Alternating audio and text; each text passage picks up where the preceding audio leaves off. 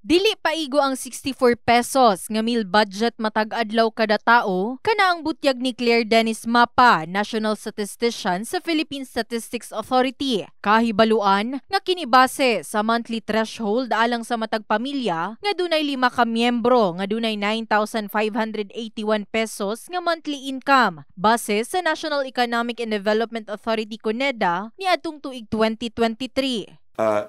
Insufficient for a lot of us. But I think the bigger question is, despite the fact that this is low, we have to focus on the numbers. There are still 740,000 families that are not even in earning higher than this low threshold.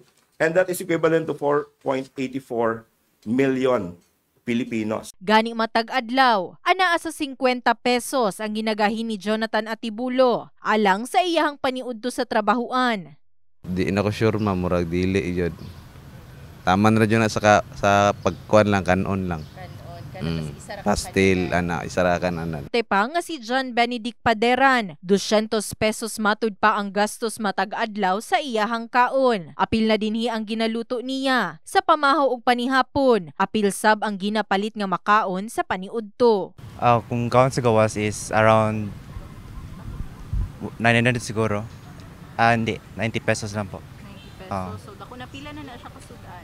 Isa ka meal po. 10 or 20, so parang isang meal na yan siya. So kung 64, parang hindi po talaga siya enough since may drinks pa, tapos may 1 ka pa ng mga snacks. Pero sa PSA, nga basihan sa food threshold, mao ang least cost approach nga ginaluto sa panimalay ug dili mao ang ginapalit nga pagkaon sa mga karinderya.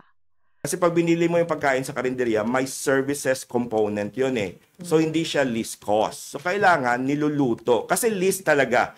I agree, this is really basic.